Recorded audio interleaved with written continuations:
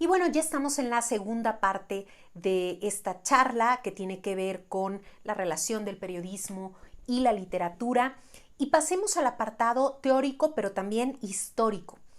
Y es que la prensa, ¿cómo era? ¿Cómo era en el siglo XVIII, XIX, hasta llegar al siglo XX? ¿Qué matices tenía? Me gustaría describírselos muy puntualmente. Todo esto lo baso, como ya les comentaba, en dos lecturas que me parecen importantísimas y que los invito y las invito a que las revisen. También a Albert Chillón, que es obviamente un investigador español que se ha adentrado en este tema, y el otro artículo, que es un artículo académico científico, que se llama Gómez Alfaro, pionero de los estudios interdisciplinarios sobre las relaciones entre el periodismo y la literatura. Este es un artículo que podemos encontrar en internet y lo que hago a partir de aquí es identificar esos periodos históricos en donde comparten esta relación interdisciplinaria. Todo empieza más o menos en 1845, ahí empieza el estudio complejo del matrimonio entre el periodismo y la literatura, cuando un abogado y periodista llamado Joaquín Francisco Pacheco argumentó en un discurso, cuando él ingresa a la Real Academia de la Lengua Española, que determinadas piezas periodísticas podían alcanzar calidad estética a nivel literaria. Después, ya en 1898, la periodística no conoce estudios exclusivos, es decir, no se analizaba como tal a la prensa. Esto fue hasta mucho tiempo después.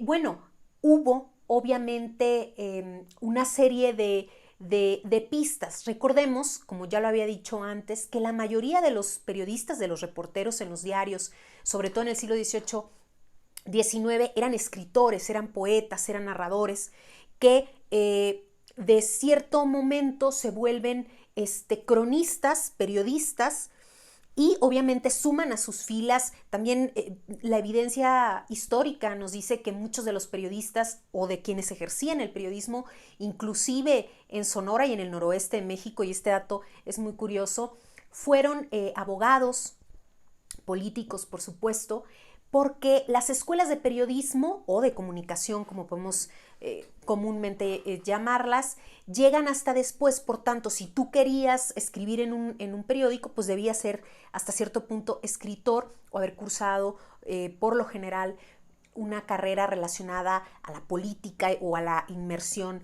social. De este modo, se empiezan a tipificar, como les digo, más o menos en 1898, en este estudio de la periodística, se empieza a distinguir que el periodismo en la prensa tenía algunas atribuciones del estilo poético, de la oratoria e incluso de la didáctica. Ellos así lo categorizaban al principio cuando estudiaban la producción en los medios. A partir del siglo XIX ya empiezan los manuales sobre cómo escribir en la prensa, que se vuelven muy popular en los 90 y podemos encontrar en México muchísimos autores sobre esto. Ahí se vuelve bien popular porque definitivamente la irrupción de la imprenta, de la prensa, se vuelve un boom y por supuesto que mucha gente, digamos, letrada, pues quería participar en esta cuestión de la publicación. Luego está este autor, que es un autor español muy famoso, estudiando la relación interdisciplinaria entre el periodismo y la literatura, que se llama Gómez Alfaro. Escribe un artículo titulado Comunicación, Periodismo y Literatura. Y él logra hacer esta inclusión interdisciplinaria que ya les decía, es decir, ¿cuáles son esos aportes de cada una de las disciplinas y cómo se están, digamos, integrando? Y lo que él encuentra es, sobre todo en la construcción del relato, encuentra estos campos teóricos que tienen que ver con la teoría literaria, ¿no?, con la antropología. Y es que los periodistas, los reporteros sobre todo, tienen algunas bases de corte sociológico y antropológico a la hora de estar inmersos, imagínense, en una comunidad, en una situación. Son testigos directos, a veces indirectos, de situaciones, y por supuesto que hay un trabajo ahí muy puntual antropológico. Después también viene ya la cuestión de la teoría de la lingüística y de la filosofía, cómo se va construyendo el relato. También podemos encontrar en los textos periodísticos muchas metáforas y muchas construcciones, ¿sí? Muchos estilos bastante diversos, porque muy a pesar de que el periodismo y de que la narración periodística se basa en hechos de la realidad, la objetividad empieza a tomar un papel fundamental. Existen más o menos aquí, a partir del siglo XX, dos versiones. La versión norteamericana, que era 100% objetivista, vamos a narrar lo que vemos, absolutamente lo que vemos y como lo vemos de una forma detallada y ajena. Y luego esta influencia de la semiótica española, europea, por supuesto, que tiene toda esta influencia con la literatura.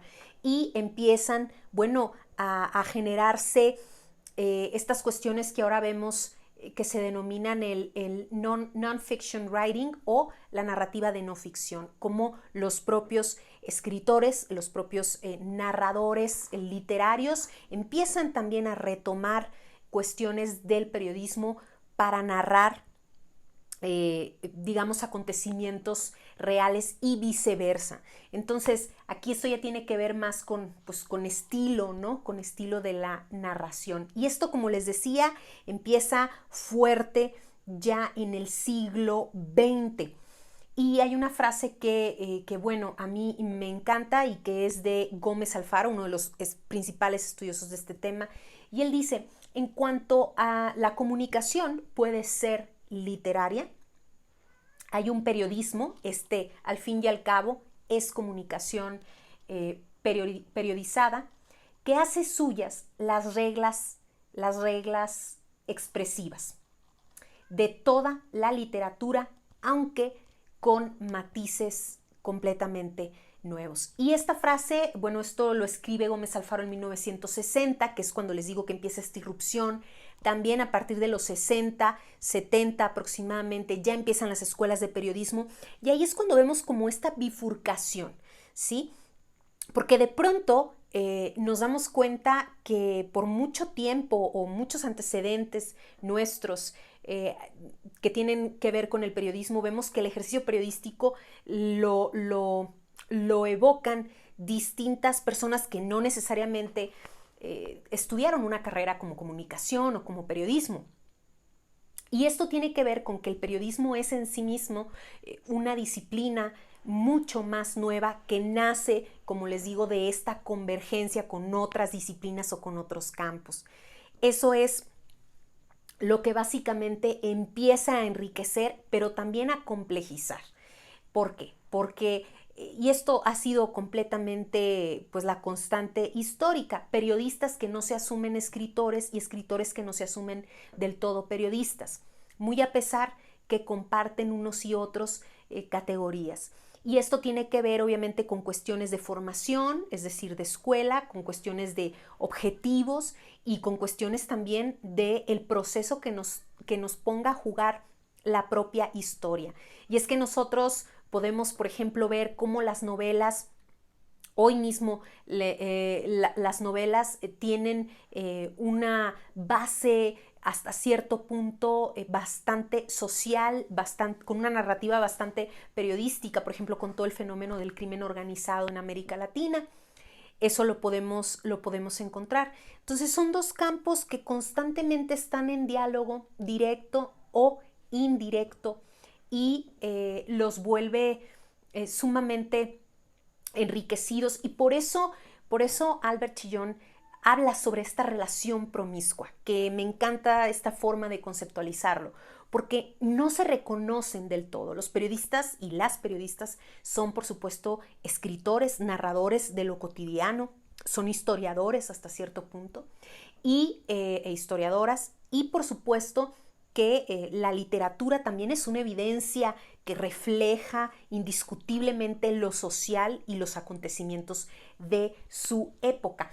Esto básicamente es como todo el antecedente, un poco teórico y un poco pues que converge, ¿no?, con los géneros periodísticos que, como les digo, con el paso del tiempo van hasta cierto punto hibridando, es decir, van cambiando, van implementando nuevas fórmulas.